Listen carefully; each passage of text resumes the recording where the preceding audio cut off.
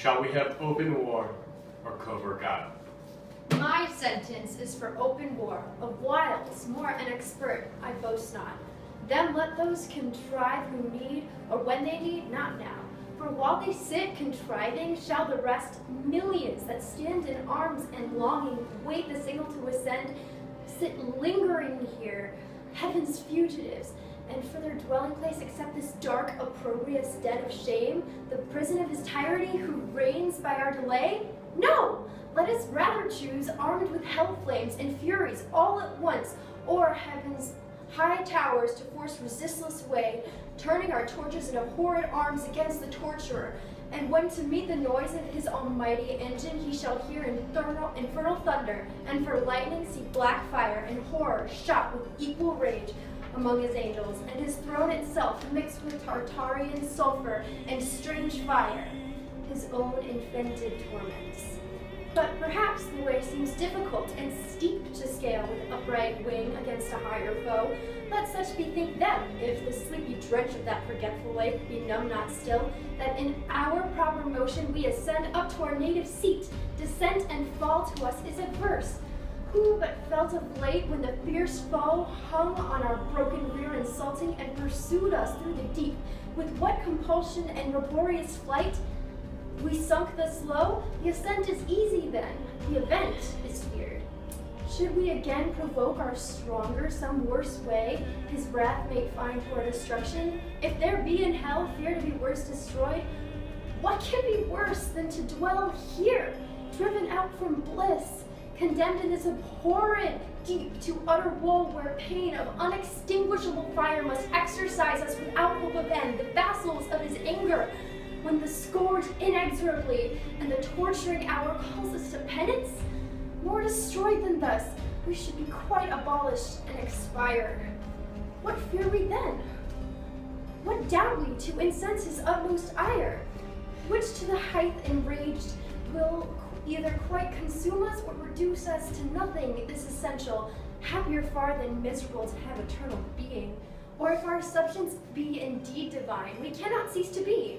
We are at worst on this side nothing, and by proof we feel our power sufficient to disturb his heaven, and with perpetual inroads to alarm, though inaccessible, his fatal throne, if not victory, is yet revenge.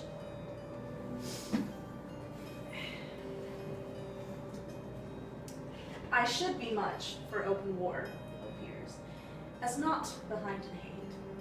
If what was urged made reason to persuade immediate war did not dissuade me most, and seemed to cast ominous conjecture on the whole success, when he who most excels in fact of arms, in what he counsels and in what excels, mistrustful, grounds his courage on despair, mistrustful in utter dissolution as the scope of all his aim after some dire revenge. First, what revenge? The towers of heaven are filled with armed watch that render all access impregnable. Oft on the bordering deep encamp their legions with obscure wing, scout far and wide into the realm of night, scorning surprise. Or could we break our way by force? And at our heels all hell should rise with blackest insurrection to confound heaven's purest light, yet our great enemy, all incorruptible, would on his throne sit unpolluted, and the ethereal mold, incapable of stain, would soon expel her mischief and purge off the baser fire. Victorious. Thus repulsed, our final hope is flat despair. We must exasperate the almighty victor to send all his rage, and that must end us. That must be our cure, to be no more. Sad cure. For who would lose, though full of pain, this intellectual being? Those thoughts that wander through eternity to perish, rather, swallowed up and lost inside the womb of uncreated night, devoid of sense and emotion. And who knows, let this be good, whether our angry foe can give it or will ever. How he can is doubtful, that he never will, is sure. Will he so wise let loose at once his ire, be like their impotence or unaware to give his enemies thus word and end them in his anger, whom his anger saves to punish endless? Wherefore cease we then? Say they who counsel war, we are decreed, reserved and destined to eternal woe. Whatever doing, what can we suffer more, and what can we suffer worse? Is this then worse, thus sitting, thus consulting, thus in arms? And what when we fled amid pursuit and struck with heaven's afflicting thunder and besought the deep to shelter us? This hell then seemed a refuge from those burning wounds. Or when we lay chained on the burning lake, that sure was worse. What if the breath that kindled those grim fires, a wing should blow them into sevenfold range and plunge us in the flames? Or from above should intermittent vengeance arm again his right hand to plague us? What if all her stores were open and this firmament of hell should spout her cataracts of fire, impendent horrors, threatening hideous fall one day upon our heads, perhaps while we, designing or exhorting glorious war, caught in a fiery tempest shall be hurled, each on his rock transfixed, the sport and prey of racking whirlwinds, or forever sunk under yon boiling ocean, wrapped in chains.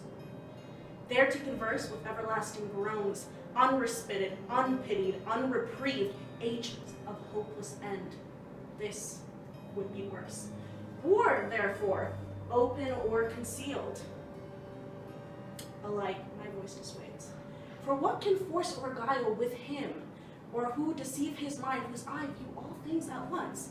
He from heaven's height all these our motions vain sees and derides, not more almighty to resist our might than wise to frustrate all our plots and wiles. Shall we live thus vile, the race of heaven thus trampled, thus expelled to suffer here? Chains and these torments, better these than worse by my advice. Since fate inevitable subdues us, to omnipotent decree the victor's will, to suffer as to do our strength is equal, nor the law unjust that so ordains. This was at first resolved, if we were wise against so great a foe, contending and so doubtful that might fall. I laugh when those who at the spear are bold and venturous, and if that fail, shrink and fear what they know must follow to endure exile or ignominy or bonds. The sentence of their conquered, this is now our doom, which if we can sustain and bear, our supreme foe in time may much remit his anger, and perhaps this foe removed, not minus his offending, satisfied with what is punished. Whence these raging fires will slacken if his breath stir not the flames, our purer essence will overcome their noxious vapor, and endured not feel, or changed at length, and to the place conformed in temper and in nature, will receive familiar the fierce heat and the void of pain. This horror will grow mild and this darkness light, besides what hope that a never-ending flight of future days may bring, what chance, what change worth waiting, since our present lot appears for happy though but ill, for ill not worse, if we procure, not to ourselves,